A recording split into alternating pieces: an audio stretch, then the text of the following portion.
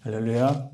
네, 오늘 주일 예배에 오신 여러분 진심으로 환영하며 오늘 우리 앞에 찬송이 바뀌었습니다. 10장 찬송 드림으로 하나님께 예배드립니다. 10장 찬송입니다.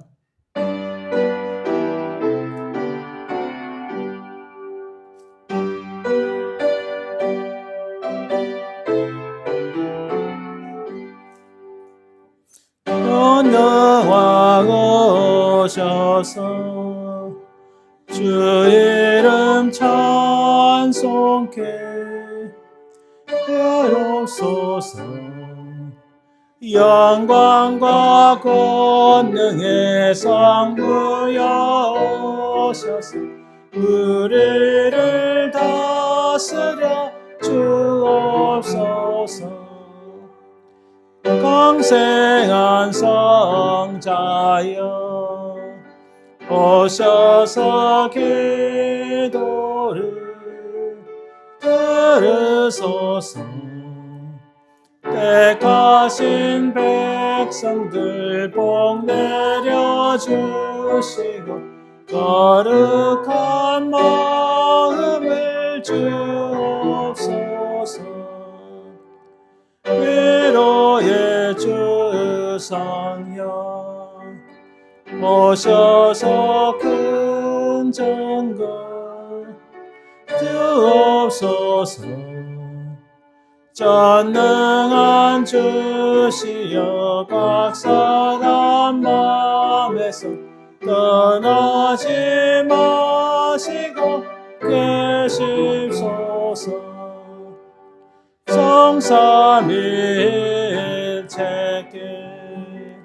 한없는 찬송을 드립니다. 존귀한 주님을 영광 중 배웠고 영원히 모시게 하옵소서.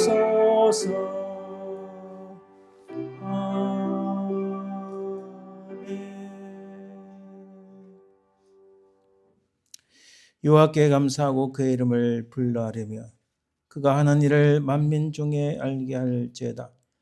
그에게 노래하며 그를 찬양하며 그의 모든 기이한 일들을 말할지어다. 아멘.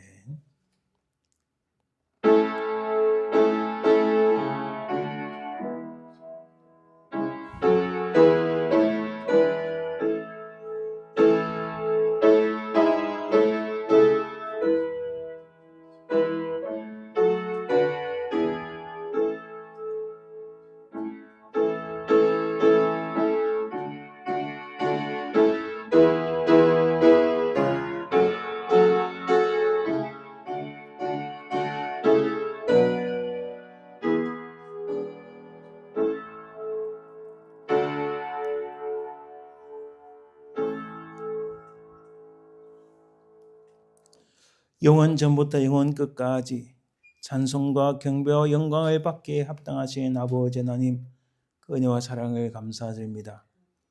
우리 모두가 다 죽었으나 예수 그리스도의 십자가의 보혈의 은총으로 말미암아 우리가 살리심을 받고 구원을 받으며 하나님의 자녀가 되게 하신 우리 주 예수 그리스도의 그 은혜와 사랑을 감사드리나이다.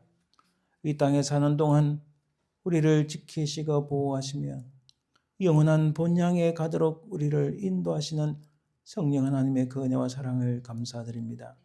이 시간 살아계신 성삼위 하나님을 찬송하고 경배하오니 이 예배를 받아주시고 이 시간 우리에게 무한한 은혜의 시간, 영광의 시간이 되게 하옵소서. 감사드리며 걸어가신 예수 그리스도의 이름으로 기원드리나이다. 아멘. 오늘 하나님의 말씀 교독은 이사야서 58장 말씀입니다. 내가 기뻐하는 금식은 흉악의 결박을 풀어주며 멍에의 줄을 끌어주며 압제당하는 자를 자유하게 하며 모든 멍에를 거두는 것이 아니겠느냐. 또 줄인 자에게 내 양식을 나누어 주며 유리하는 빈민을 집에 들이며 헐벗은 자를 면을 입히며 또 내 권력을 피하여 스스로 알게 하시리라. 그리하면 내 빛이 새벽같이 비칠 것이며 내 치유가 급속할 것이며 내 의가 내 앞에 나가고 여호와의 영광이 내 뒤에 보이하리니. 내가 부를 때는 나 여호와가 응답하겠고 내가 부를 때는 내가 여기 있다 하리라. 만일 네가 너희 중에서 멍에와 손가락질과 험한 말을 자하여 버리고 죽은 자에게 내 심정이 동하며 괴로워하는 자의 심정을 만족하게 하면 내 뱃이 흑암 중에서 떠올라 내 어둠이 낮과 같이 될 것이며 내 영혼을 너 상이 인도하여 내 마음 곳에서도 내 영혼을 만족하게 하며 내 뼈를 견고하게 하리니. 너는 물된 동산 같겠고 물이 끊어지지 아니하는 샘 같을 것이니라. 아멘. 우리 지나간 시간을 돌아보며 하나님 앞에 참회 기도를 드립시다. 우리가 깨끗함을 입어야 하나님 앞에 온전한 예배를 드릴 수 있으니 주여 우리의 모든 죄와 허물들 부족하고 연약한 것들을 십자가에 흘리신 주의 보혈로 씻기시고 우리 모든 연약한 것 죄악들을 용서하옵소서. 이 점으로 간절히 합심해서 기도합니다. 주님,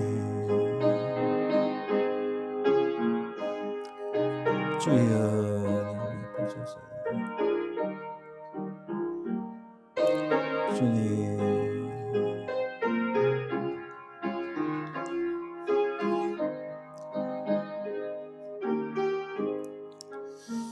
주님,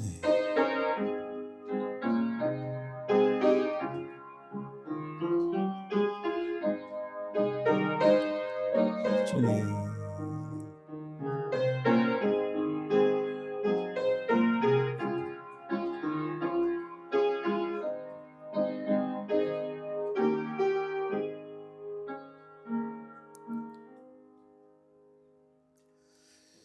사랑하는 주님, 이 시간 우리 자신을 돌아보니 죄와 허물뿐이요 부족하고 연약한 뿐임을 깨닫습니다. 하나님 나라의 선하고 복된 것을 붙잡아야 되는데 이 땅에서 거질 것을 붙잡고 살아온 저희들을 용서하시고 주의 보혈로 우리를 씻겨주시고 새롭게 하여 주옵소서. 우리 모든 죄악들이 예수 그리스도의 보혈로 말미암아 씻기심을 받고 용서받았음을 믿사오며 그리고 하신 예수님 이름으로 기도드립니다. 아멘. 사도신경 우리 신앙을 고백합니다. 전능하사 천지를 만드신 하나님 아버지를 내가 믿사오며 그 외아들 우리 주 예수 그리스도를 믿사오니 이는 성령으로 잉태하사 동정녀 마리아에 나시고 본저 빌라도에게 고난을 받으사 십자가에 못 박혀 죽으시고 장사한 지 주흘 만에 죽은 자 가운데서 다시 살아나시며 하늘에 오르사 전능하신 하나님 우편에 앉아 계시다가 저려서 신자와 son자를 심판하러 오시리라. 성령을 믿사오며 거룩한 공예와 성도가 서로 교통하는 것과 몸이 다시 사는 것과 영원히 사는 것을 믿사옵나이다. 아멘. 찬송 36장 주 예수 이름 높여 찬양드립니다.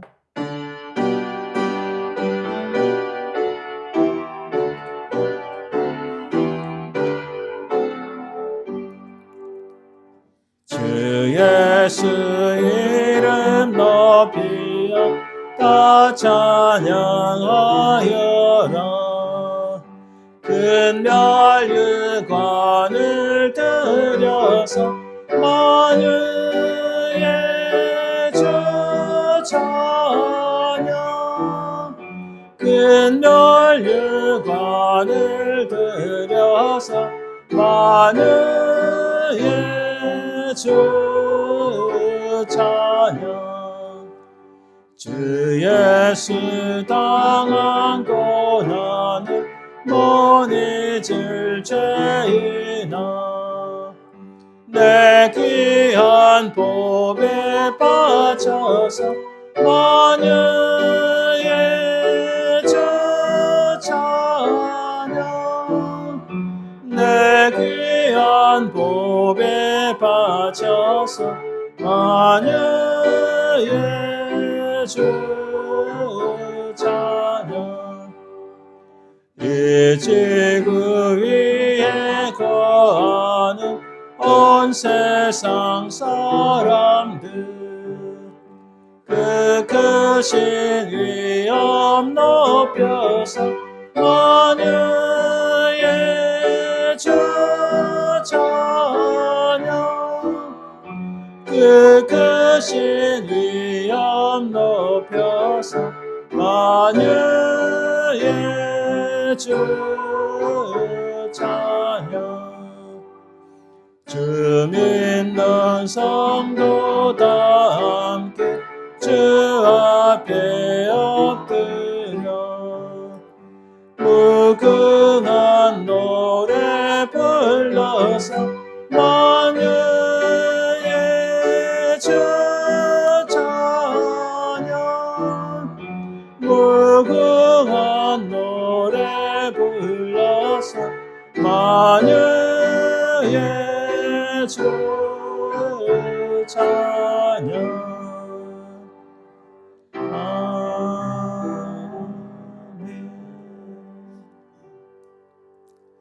우리 합심해서 기도합니다.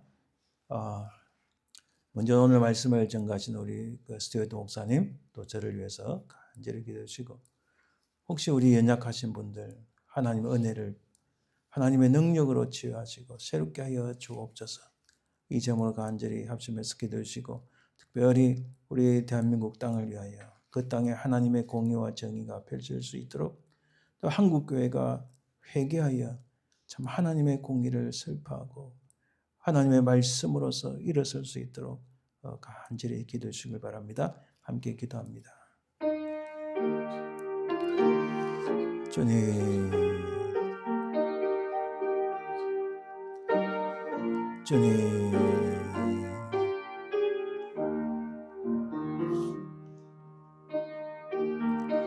주님,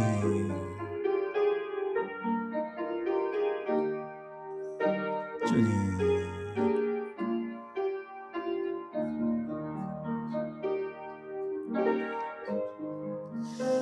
주님, 주님,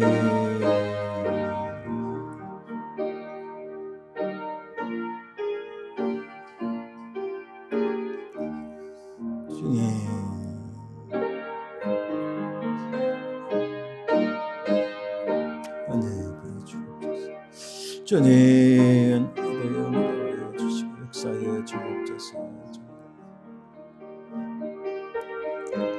주님,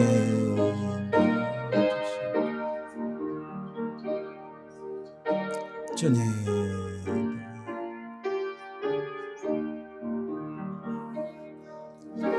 주님,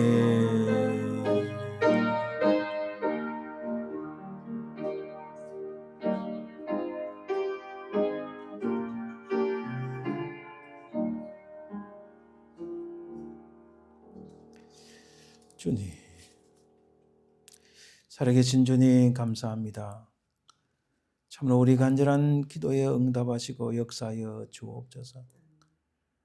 오늘 말씀을 전가하신 우리 스튜어트 목사님 또 부정한 종을 성령의 권능으로 붙잡으시고 하나님의 말씀을 전가할 때 하나님의 놀라운 능력을 맛보고 분명히 살아계신 주님을 만나는 큰 은혜를 베풀어 주옵소서.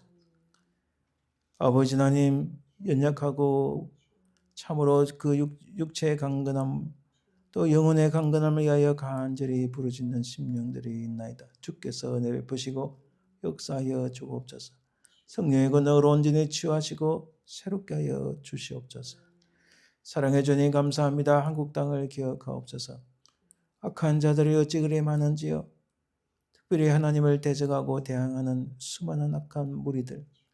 아버지 하나님, 하나님이 한국 땅이 하나님의 진노의 심판의 잔에 놓이지 않게 하시고 이 땅을 불쌍히 여기사 다시 하나님의 복음으로 일어서게 하시고 이 모든 악한 자들의 악행이 백주전하세에 드러나게 하시고 이 시기에 하나님의 교회들이 회개하고 또 통에 자복하여 일어설 수 있도록 도우시고 하나님의 정의와 공의를 위하여 외치는 교회들이 될 수 있도록 주여 인도하여 주옵소서.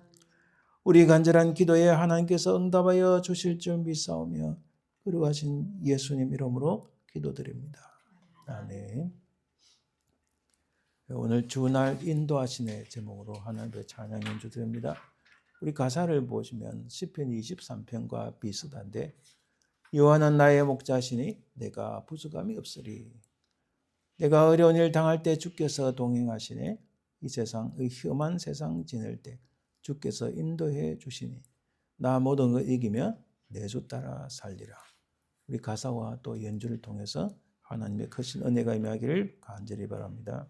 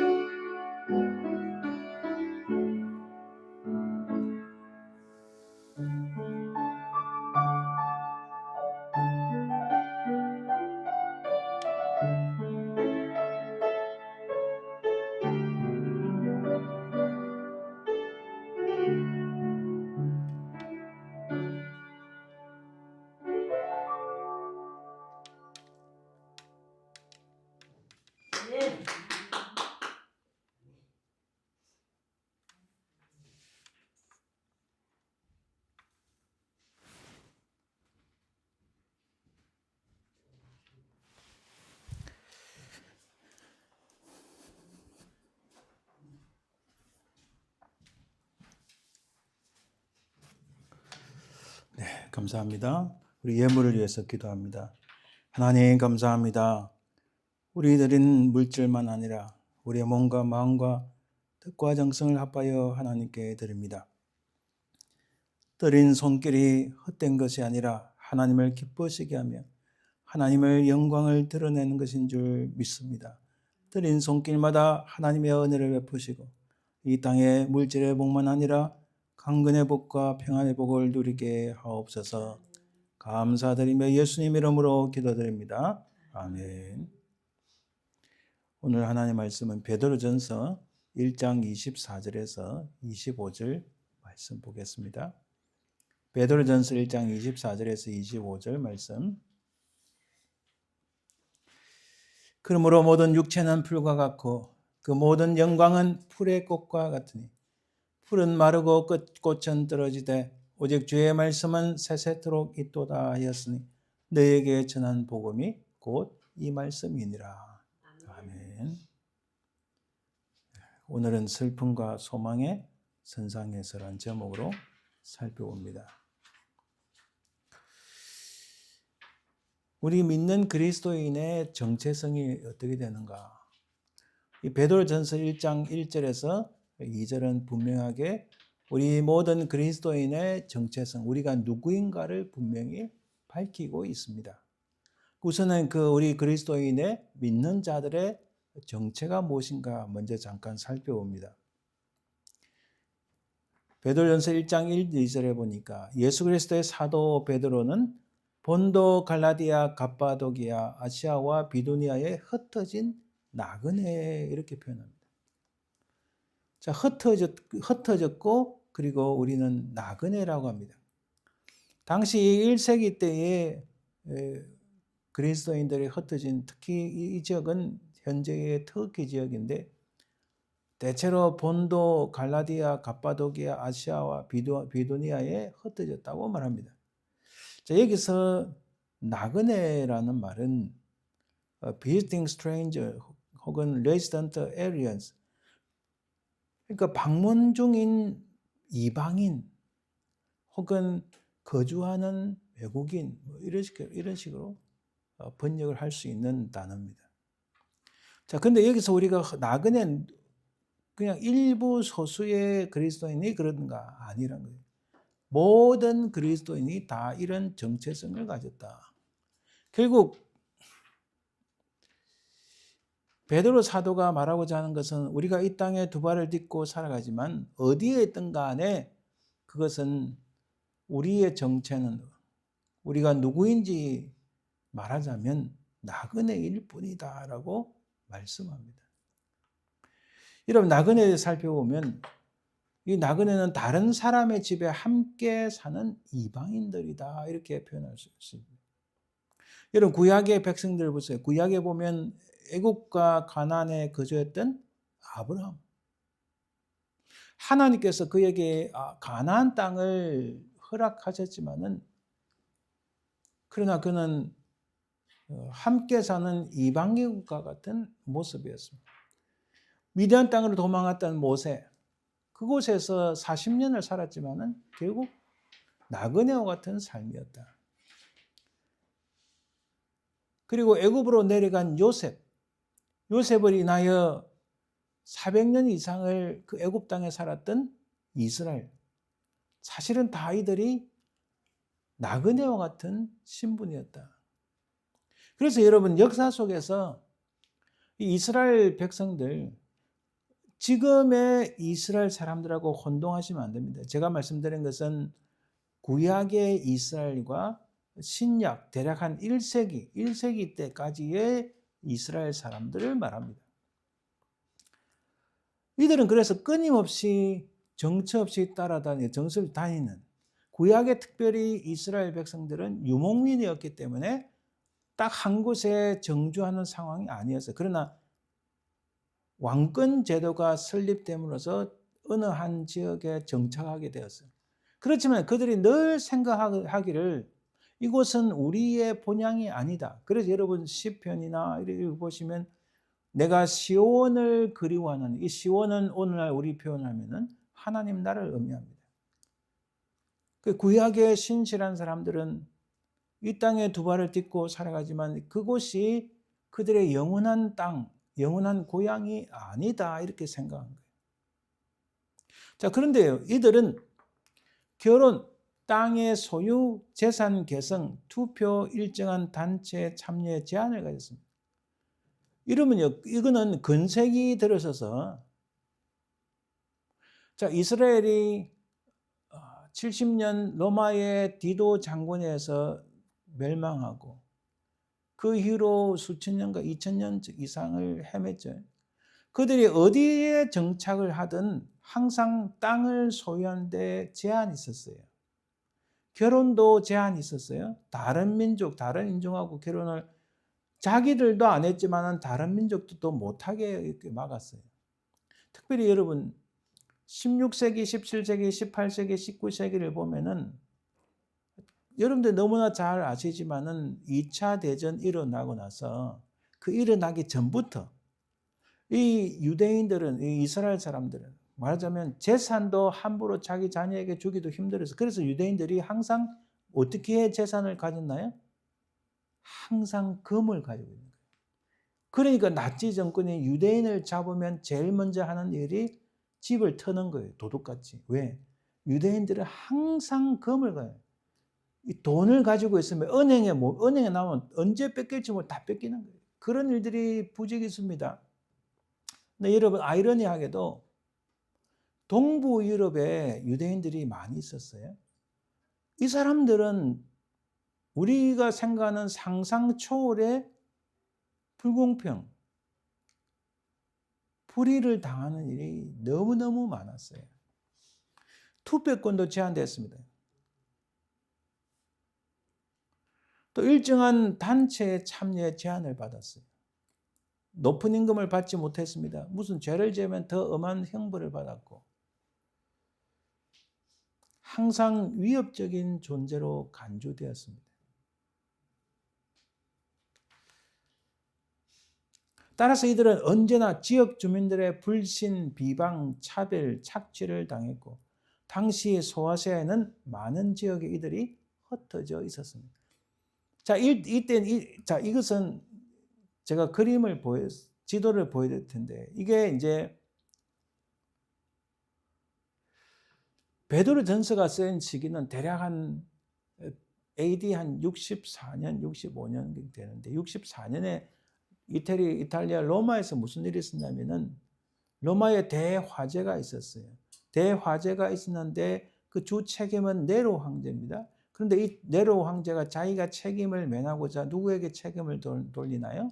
로마에 살던 모든 유대인들 그리고 크리스천들에게 돌렸어요. 그러니까 특별히 크리스천은 뭐 이상한 종교, 괴물 같은 종교다 오해를 받고 사람들에게 린치를 당하기도 하고 많은 사람들이 그 로마 원형 경기장에서 죽어 나갔습니다. 그래서 많은 사람들이 그 당시 지하로 숨어들면서 신앙을 지키기 애쓰고 노력했는데 그게 바로 카타곰의 순교자. 그 이름은 카타곰이랍니다. 제가 중학교 때 카타곰의 순교자라는 책을 읽고 중학생이 뭘 압니까? 근데 그 책을 읽고 제가 책상에서 엉엉 울었습니다. 이때 이런 크리스천들이 있었구나. 자, 이들이 이탈리아 로마에 살 수가 없으니까 다 로마에서 도망갑니다. 도망가든지 잡혀서 순교하든지 지하로 숨어들든지 이들이 흩어져서 온 지역들이 바로 이런 지역입니다. 이탈리아는 여기 있습니다. 그 오른쪽이 바로 현재의 그리스고 이 지역이 현재의 터키 지역입니다. 오늘 1장 1절에 나왔지만은 자, 본도, 비두니아, 아시아, 갈라디아, 갑바도기아가 바로 이 지역들이에요. 현재 터키 지역. 그 밑에 섬이 키프로스 혹은 사이프러스라 발음하는데 그 오른쪽에 시리아가 얼마 전에 정부가 무너졌잖아요. 그 밑에 이제 이스라엘이 있습니다. 베드로 사도가 말하고자 하는 것은 이쪽에 로마에 있던 신자들이 크리스천들이 박해를 받으니까 이쪽으로 도망오고 그 계속 로마에서 엄청난 박해에서 그 다음에 이 이스라엘 본토에도 70년에 예루살렘이 무너지고 신앙을 지키기가 힘들어요. 그러니까 사람들이 확 흩어지는 거예요. 흩어지면서 제일 밑에 남쪽으로 그 아프리카로 내려가기는 어려우니까 갈 만한 데가 북쪽밖에 없는 거예요. 그러니까 북쪽으로 시리아로 지금 터키, 소아시아 이 지역으로 확 흩어진 거예요. 사람들이 흩어지니까 흩어진 사람들의 정체가 뭐겠어요? 어떻게 되겠어요? 멘탈이, 요즘 말하면 멘탈이 흔들리는 거예요. 저는 이것을 어릴 때부터 체험을 했습니다. 저희 부모님이, 제 아버지는 의주고 저희 어머니는 신어주니까 거기서 온 가족이 다 죽임을 당하고 두 분만 살아서 남쪽으로 내려오셨는데, 제가 어려서는 잘 몰랐지만 그냥 자라면서 조금씩 알게 됐어요. 지금 생각해보면 아마 제가 어릴 때 우리 부모님의 멘탈이 참 힘들었을 것 같아요. 왜냐하면 특히 제일 힘들었을 때가 이산가족 찾기 할 때, 이산가족 찾기에 아무도 안 노는 거예요. 아무도 안 논다는 것은 우리 어머니 쪽이든 아버지 쪽이든 아무도 남한에 내려오지 못하고 다 죽었다는 증거예요. 저희 아버지는 8형제고 저희 어머니도 형제가 많은데 아무도 안 내려오는 거예요. 그때 제가 볼 때, 제가 그때 아마 고등학교 때 저희 어머니 아버지가 이게 멘탈이 흔들리는 것 같아요. 굉장히 괴로워하는 것 같았어요. 49년도에 도저히 못 견디니까 넘어올 때 그때보다도, 그 뒤로 고생한 것보다도 그때 그 이산가족 찾기를 통해서 멘탈이 많이 흔들려가지고 굉장히 그 고생하시고 힘들어 하시는 거 제가 아직도 기억합니다. 사람이 어디로 갔든지 내가 어디에 내 삶의 기준을 둬야 되는가, 이거 굉장히 중요합니다. 그래서 우리 이걸 reference of frame이라고 하는데, 자기 삶의 어떤 그것을 어디다가 내가 자리를 둘 것인가, 이게 굉장히 중요합니다. 지금 1세기 때 여러 가지 핍박과 어려움으로 인해서 특히 여러분 70년 디도 장군의 예루살렘이 무너질 때 로마가 얼마나 또 잔인합니까? 이 예루살렘의 역사 속에서 계속 그런 핍박을 받아온 거예요. 그러니까 사람들이 무너지면, 우리 솔직히 말해서 무너지면 제일 긴급하게 다가오는 게 뭡니까? 먹고 살 게 없어요. 인간은 먹어야 살잖아요. 또 뭘 해서 먹겠어요? 다 무너지는데 거기에 먹고 살 게 없어요. 그러면 떠나야 되는 거예요. 다른 데로. 그렇잖아요. 신앙적인 핍박도 있지만 가장 본능적으로 먹고 잘 데도 없고, 먹고 경제활동에서 먹을 거 구입을 해야 되는데 아무것도 없으니까 사람들이 떠나는 거. 그러니까 이 지역에 떠난 사람들의 이게 멘탈이 어떻게 되겠어요? 야, 도대체 이게 뭐냐? 내가 살아서 뭐 하냐? 참 제일 걱정 중에 하나가, 오늘은 그 설교 내용은 아니지만은, 한국이 저렇게 무너지면요, 첫 번째 다가오는 게 먹고 살 게 없어져 버려요. 이거는 냉정한 현실입니다. 현재요, 제 이야기가 아니고 많은 미국의 유명한 젠슨 황이라는 MBDB가 유명한 이 회장의 CEO가 꼭 집어가지고 한국의 삼성그룹에서도 삼성전자에서 반도체에 딱 경고를 했어요. 엊그제 나온 뉴스예요. 직접적으로. 그 말은 지금 삼성전자가 휘청휘청하고 있다. 굉장히 위험한 상태에 지금, 거짓말이 아닙니다. LG 흔들흔들합니다. 이것은 오래됐어요. 왜냐하면 특히 좌파 정권이 들어서면서부터 계속 흔들게 하니까. 거기다가 참 안타까운데 지금 회장이 누구죠? 자기 아버지만큼 이게 리더십이 없는 것 같아요. 딱 보는 이게 어찌됐든 간에 삼성 하나 무너지면 별거 아닌 것 같죠. 한국 교회가 반토막이 나는 겁니다. 다 무너지는 거예요. 자리 다 잃죠. 특히 미국에 투자를 안 합니다. 투자를 하면 주식 다 빠지죠. 빚이 계속 늘어나죠. 한국에 갖고 있는 몇천억 달러 그 여유 자금 주식 팔고 나간 사람들 다 주면 돈이 없어요. 딱 어느 나라 꼴입니까? 베네수엘라, 아르헨티나 딱 저게 됩니다. 다시는 못 일어나요. 옛날같이 뭐 순국 열사들이 뭐 저도 다시 일어난다. 이제는 체제가 완전히 다르기 때문에 절대로 못 일어납니다. 그러니까 그걸 아는 사람들이 죽기 살기로 저렇게 대항을 하는 거예요. 제가 옆으로 새가 죄송합니다. 하도 답답했어요. 지금 경제만 아니라 모든 것이 다 무너지는 거예요. 자, 이 지역에 있는 사람들이 그만큼 우리는 그냥 나그네다, 뭐 흩어진 나그네다 이 생각하지만 실제적인 삶을 생각하면 지금의 21세기 살아가는 우리의 관점에서 봐도 문제가 됩니다. 이 지역 가서 인정받습니까? 이 지역 사람들 터키입니다. 터키 사람들은 옛날에 오스만 투르크 제국에서 그 후손들이에요. 이 사람들이 볼 때 저것들 와서 웃기는 거예요. 일자리 있겠습니까? 먹고 살기 쉽지 않죠. 다 힘든 거예요.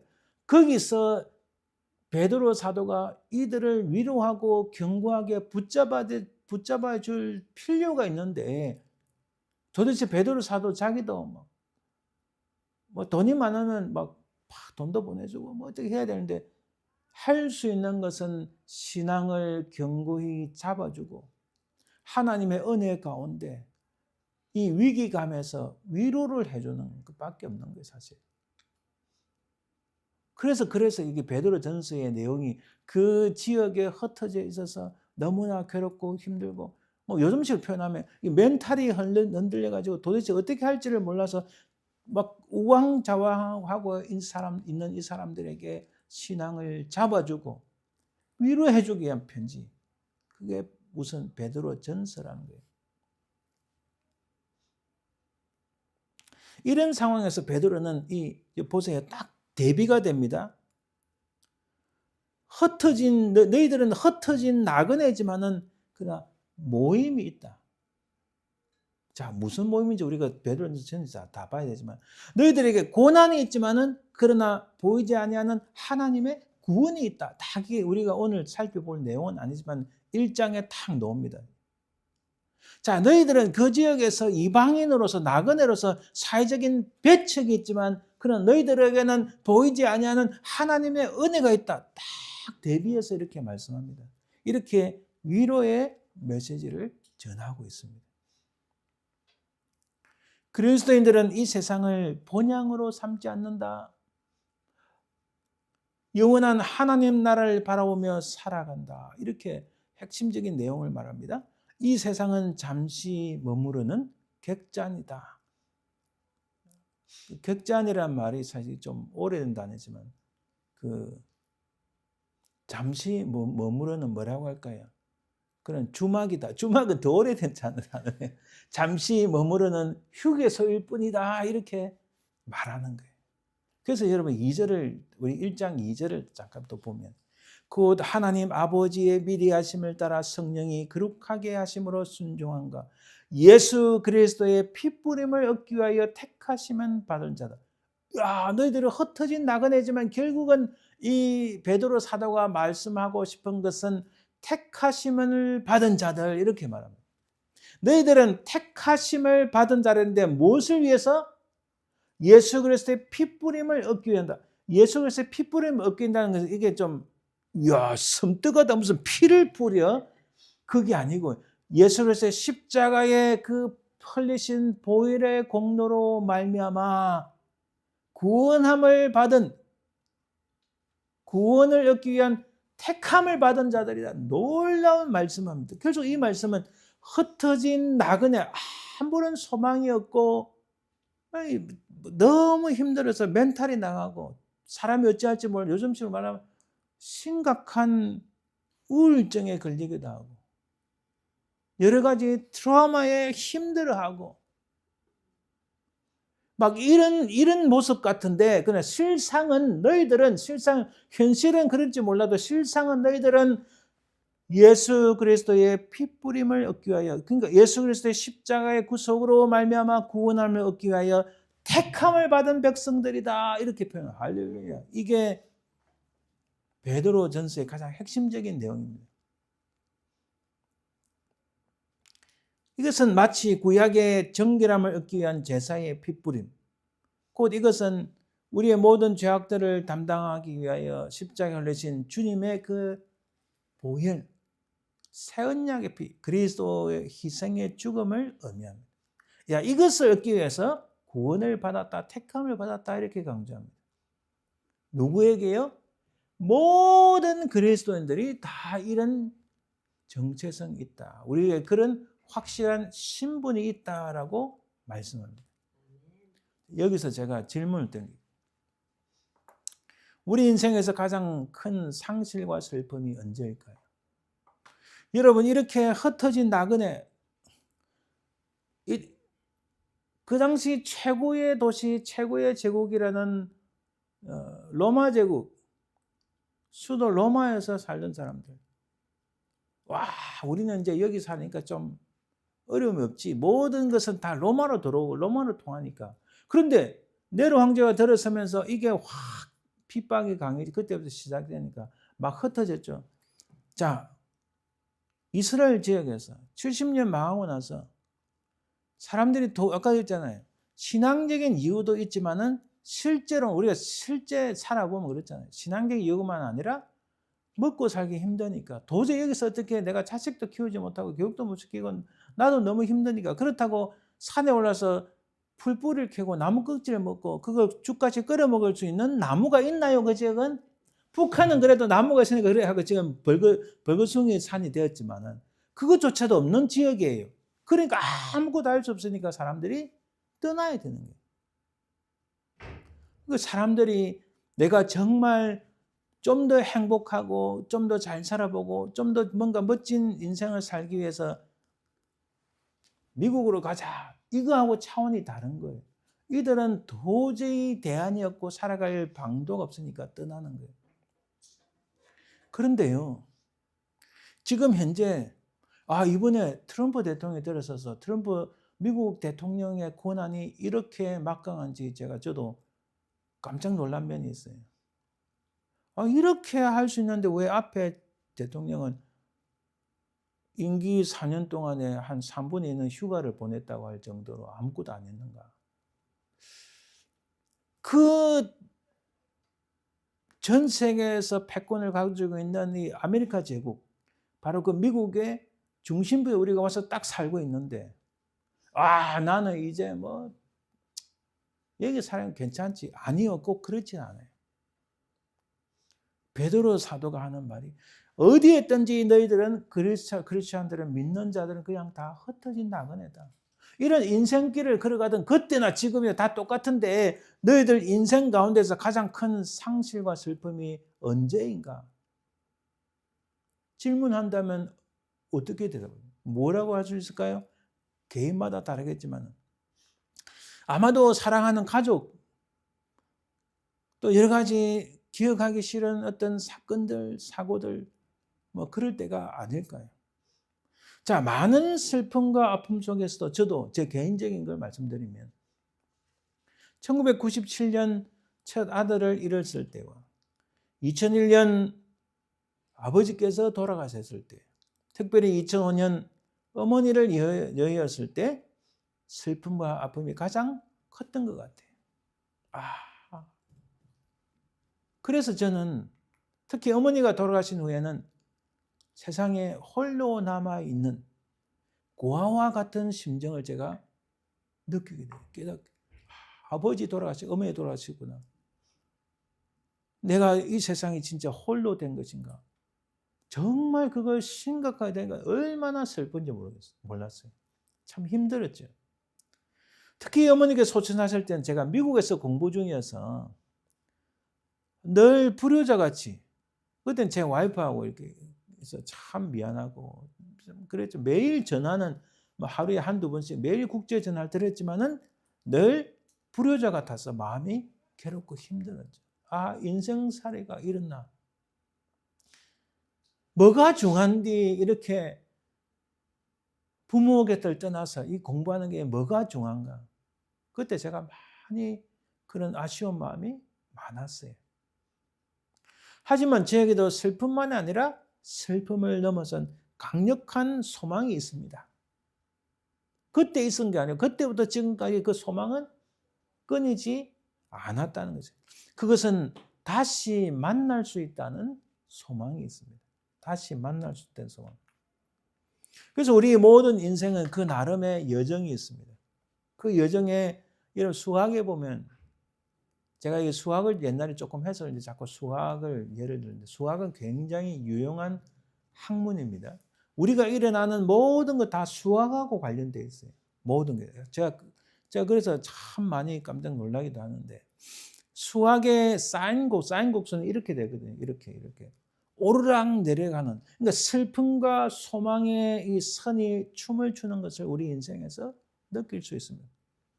자, 오늘 본문은 우리 인생들의 그러한 내리막의 슬픔들이 나타날 때 왜 나타나는가 명확하게 오늘 본문에서 이렇게 말씀합니다. 1장 24절에 그러므로 모든 육체는 풀과 같고 모든 육체는 뭐가 같다고요? 풀과 같아.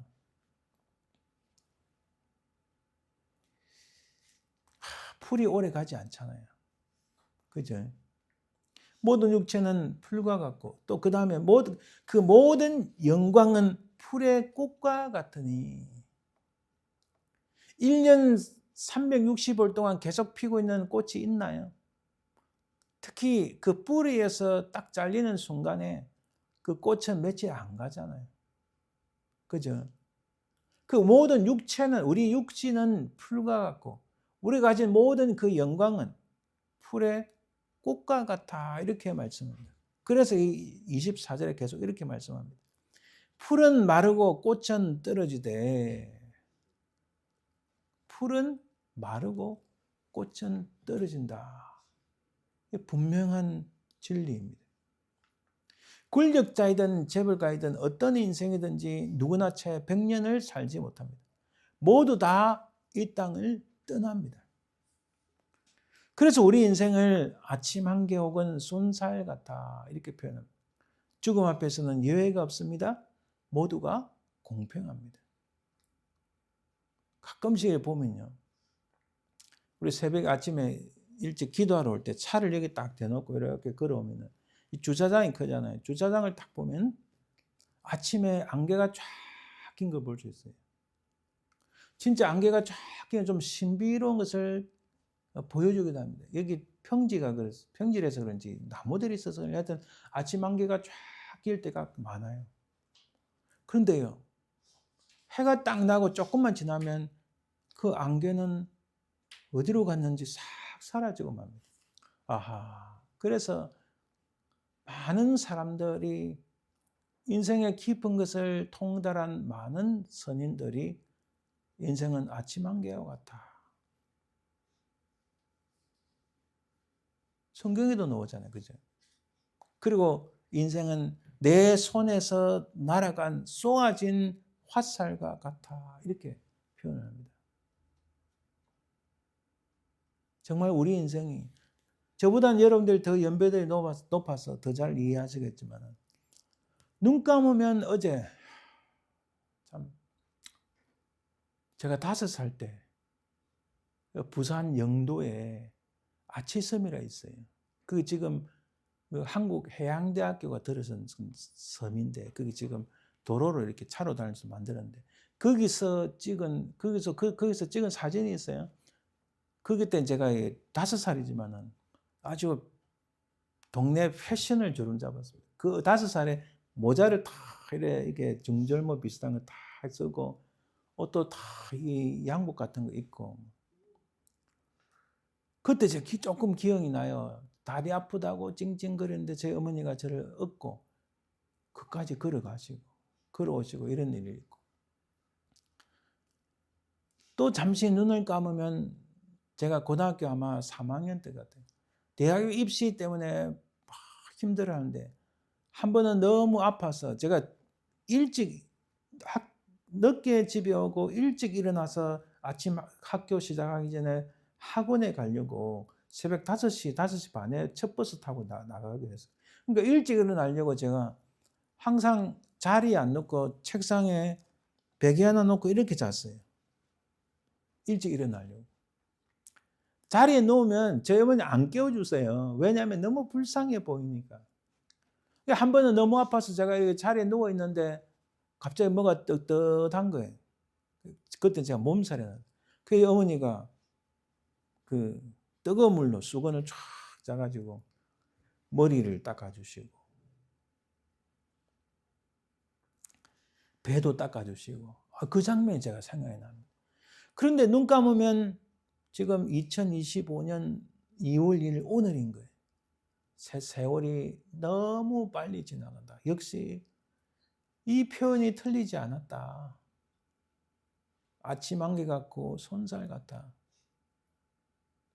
이런 인생 가운데 특별히 우리가 사랑하는 이들을 떠나보내거나 무슨 일을 만나면 마음이 너무 아픕니다.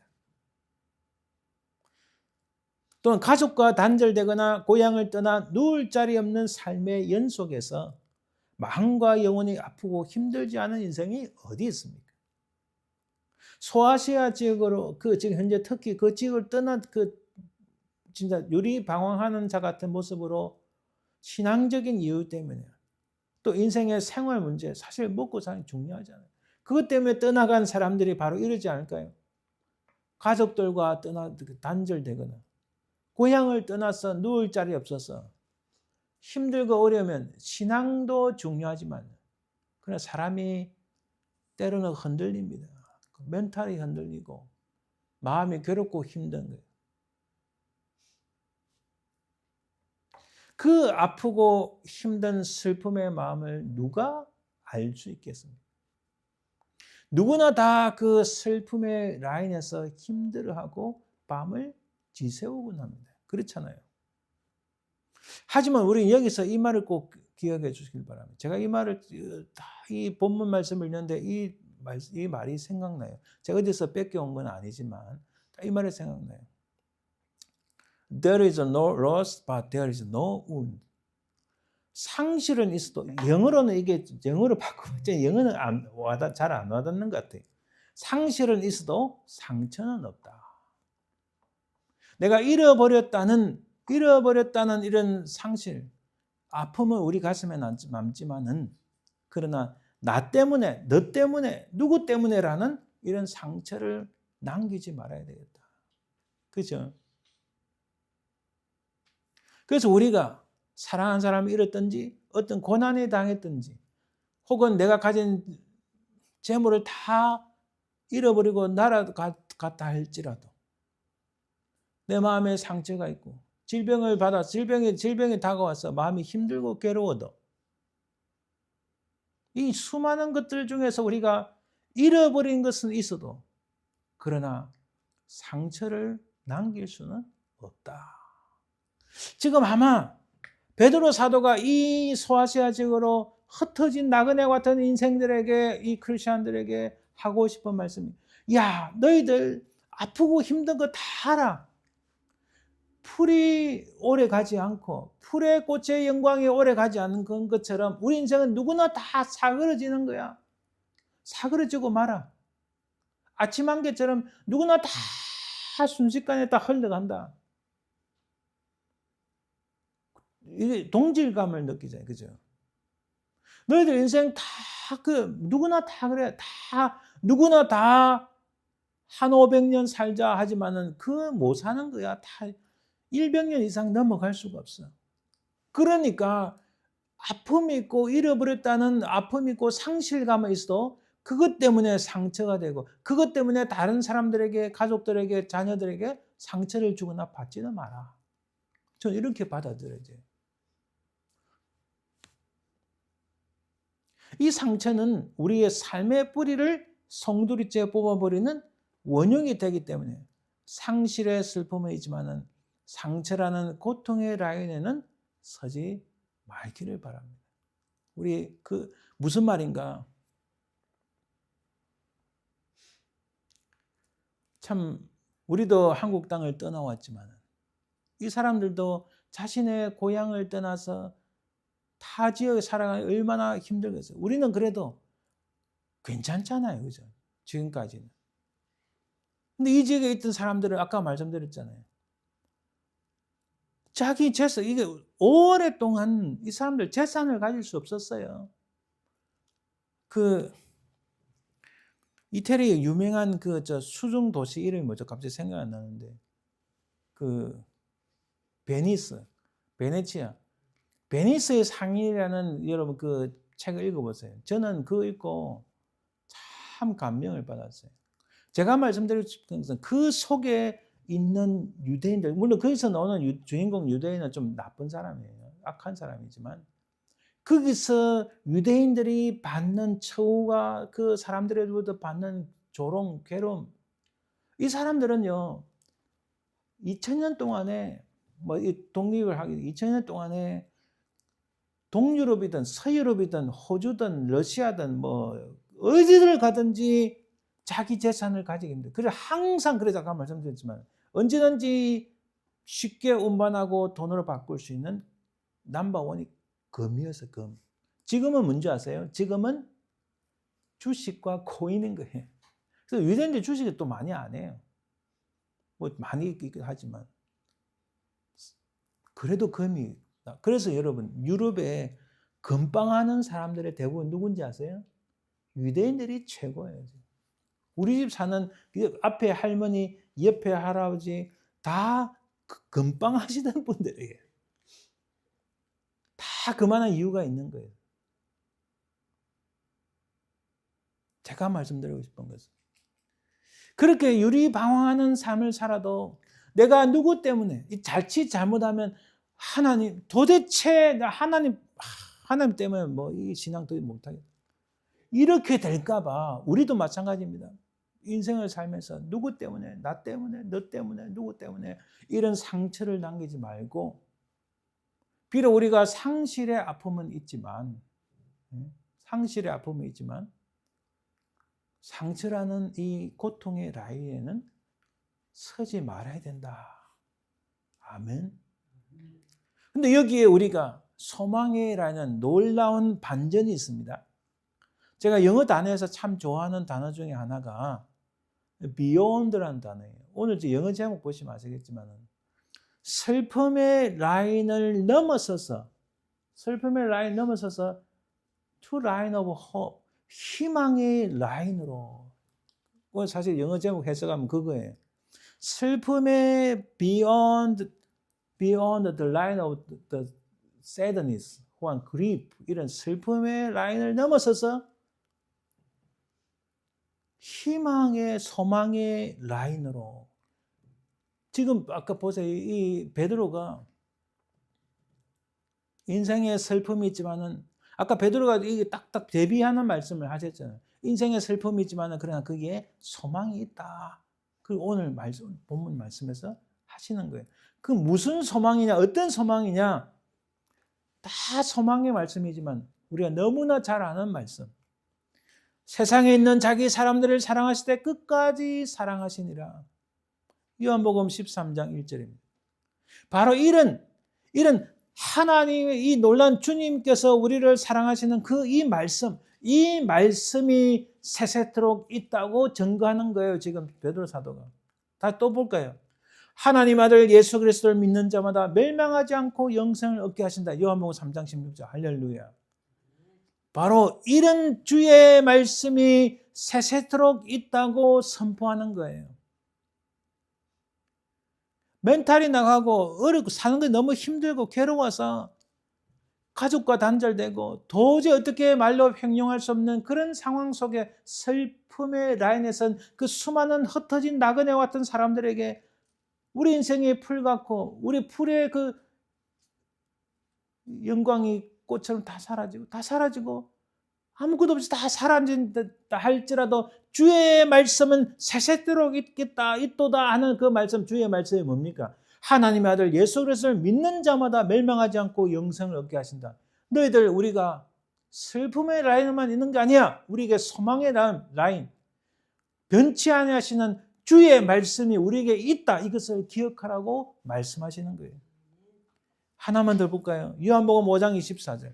내가 진실로 너희에게 이르노니 내 말을 듣고 또 나 보내신 이를 믿는 자는 영생을 얻었고 심판에 이르지 아니하나니 사망에서 생명으로 옮겼느니라. 아멘. 영생을 얻었다고 합니다. 우리가 이미 영생을 얻었어요. 예수님을 믿음으로. 심판에 이르지 않는다고 합니다. 그 우리는 사망에서 생명으로 옮겼다고 말씀합니다. 할렐루야. 이런 주님의 말씀이 세세토록 변함없이 영원토록 우리를 위하여 이런 말씀들이 있다라고 말씀하시는 거예요. 할렐루야. 그래서 1장 25절에 오직 주의 말씀은 세세토록 있도다 하였으니 이 주의 말씀이 뭔가? 제가 세 가지 예를 들었잖아요. 그죠? 예수님께서 하신 말씀. 예수께서 우리에게 주신 이 말씀 세세토록 영원토록 있도다 하였다. 그리고 너희에게 전한 복음이 곧 이 말씀이라. 너희들이 다 흩어져가지고 유리방황하고 막 힘들어 괴롭고 막 슬프고 막 온 그런 일들이 있다 할지라도 너희에게 이런 주의 말씀 세세토록 계시는 주의 말씀이 너희에게 증거됐는데 너희가 들은 복음이 바로 이런 말씀들이다 이렇게 말씀하시는 거예요. 할렐루야. 어느 인생이든 주 예수 그리스도를 믿으면 슬픔을 넘어서 소망의 자리, 소망의 라인으로 들어서게 됩니다. 우리 이 말씀을 또 기억합시다. 이거 영어로 하면 조금 더 잘 기억할 수 있을런가? 사람은 사라지나 사랑은 사라지지 않는다. 우리 이 땅에서 우리가 육신을 입고 있는 우리 모든 사람들 다 사랑이지만 우리를 향한 하나님의 사랑은 결단코 사라지지 않는다는 말씀입니다. 할렐루야. 우리가 들판의 꽃처럼 풀처럼 다 사그러진다 할지라도 우리를 향한 하나님의 사랑은 결단코 사라지지 않는다. 아멘. 여러분, 아버지를 떠나보내고 제가 슬픔에 빠졌을 때 하나님께서는 바로 2주 후에 지금의 큰아들을 주셨습니다. 어머니를 떠나보내고 고아와 같은 심정의 아픈 마음을 위로하시기 위해서 하나님께서는 대략 한 2주 후에 지금의 작은 아들을 주셨어요. 할렐루야. 상실감이 있었지만 그러나 하나님께서는 상처가 남지 않도록 제게 위로를 주신 거예요. 부모님을 떠나보는 사람은 떠나갔지만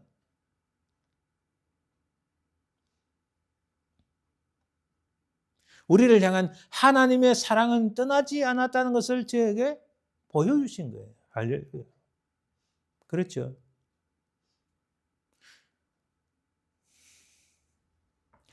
주님께서는 사랑하시되 끝까지 사랑하시니라.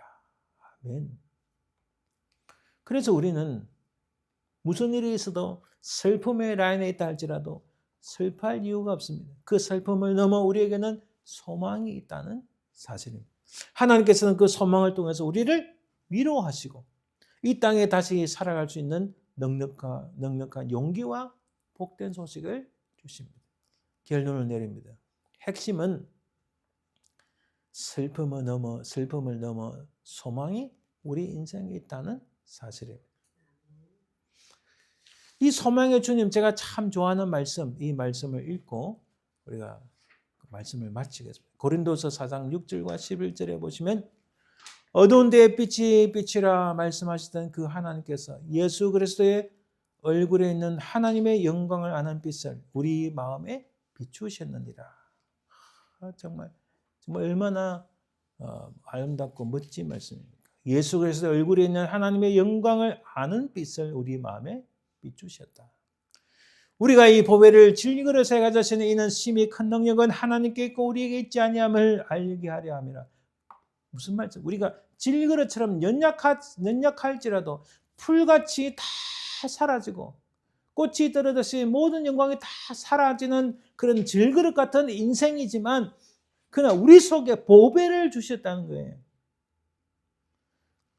우리 속에 보배를 주셨다는 거예요. 할렐루야. 그 보배가 뭡니까? 예수 그리스도의 얼굴에 있는 하나님의 영광을 아는 빛, 예수 그리스도의 얼굴에 있는 하나님의 영광을 볼 수 있는 빛, 그 보배로운 복음을 우리에게 주셨다는 거예요. 할렐루야. 그래서 우리가 어떻게 되는 겁니까? 이 바울이 어떻게 표현합니까? 우리가 사방으로 우겨삼을 당하여도 쌓이지 아니하며 답답한 일을 당하여도 낙심하지 아니하며 할렐루야. 9절에 박해를 받아도 버림받지 아니하며 거꾸로 뜨림을 당하여도 망하지 아니하고 우리가 항상 예수의 죽음을 몸에 짊어짐은 예수의 생명이 또한 우리 몸에 나타나게 하려 함이라. 우리 살아있는 자가 항상 예수를 위하여 죽음에 넘겨지면 예수의 생명이 또한 우리의 죽을 육체에 나타나게 하려 함이라. 우리는 질그릇 같아서 아무 쓰잘데기 없는 거지만은 우리를 사랑하시다 끝까지 사랑하시는 그 주님, 슬픔에서 어찌할 바를 모르는 우리에게 그 놀라운 보배 같은 말씀, 예수를 얼굴에 있는 그 영광을 보게 할 수 있는 빛을 우리에게 주셨다. 그래서 우리는 주변에 다 우겨삼을 당하여도 우리는 거꾸로들이지 아니하고 죽지 아니할 것은 예수의 생명이 우리 속에 있다, 이렇게 말씀합니다. 할렐루야. 바로 베드로 사도가 우리는 들의 꽃같이 들의 풀같이 다 사그러져도 이런 놀라운 주의 말씀이, 변하지 아니하시는 주의 말씀이, 영원토록 있을 주의 말씀이 우리 속에 있다. 바로 그것이 복음이다. 이 말씀을 주심으로써 흩어진 나그네와 같은 인생들이 얼마나 영광스러운 인생인지 알 수 있습니다. 할렐루야. 사랑하는 여러분, 우리가 주님이 이 땅에 오실 때, 아니면 우리가 주님께서 우리를 부르시는 그때까지 우리의 내러티브, 우리의 이야기가 무엇입니까?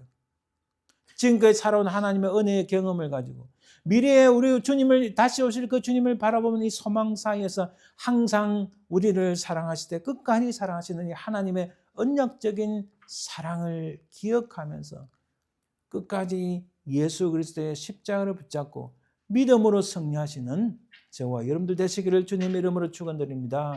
아멘. 기도합니다. 하나님 감사합니다.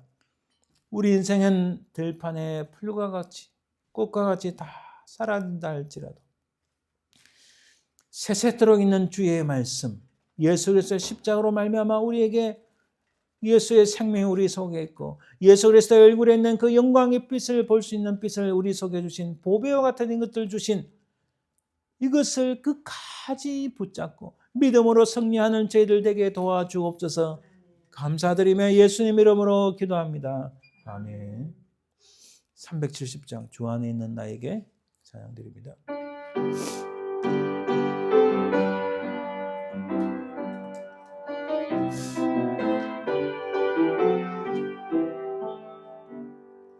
주 안에 있는 나에게 단 근심이 있으랴 십자가 밑에 나가 내 짐을 풀었네. 주님을 찬송하면서 할렐루야 할렐루야 내 앞길 멀고 험해도 나 주님만 따라가리. 그 두려움이 변하여 내 기도 되었고 전날의 안순 변하여 내 노래 되었네. 주님을 찬송하면서 할렐루야 할렐루야 내 앞길 멀고 험해도 나 주님만 따라가리. 내 주는 자비하셔서 늘 함께 계시고 내 궁핍 밤을 아시고 늘 채워주시네. 주님을 찬송하면서 할렐루야 할렐루야 내 앞길 멀고 험해도 나 주님만 따라가리. 내 주와 맺은 언약은 영불변하시니 그 나라 가기까지는 늘 보호하시네. 주님을 찬송하면서 할렐루야 할렐루야 내 앞길 멀고 험해도 나 주님만 따라가리. 아멘. 축도함으로 예배 마칩니다. 지금은 살아계신 우리 주 예수 그리스도의 은혜와 아버지 하나님의 그 크신 사랑과 성령의 교통하심, 인도하심, 역사하심이 우리 인생이 흩어지는 나그네와 같이 유리방황하며 아침 한결같이 순식간에 사라지는 이 슬픔의 라인에 있다 할지라도 우리에게 예수 그리스도를 향한 믿음으로서 예수 그리스도 얼굴에 있는 그 광채를 보게 하는 빛을 주신 우리 주님을 바라보며 끝까지 십자가를 붙잡고 믿음으로 승리하길 소망하는 모든 주의 백성들 위해, 특별히 사랑하는 모든 주의 그 자녀들 위해 지금부터 영원토록 항상 함께 있을지어다. 아멘.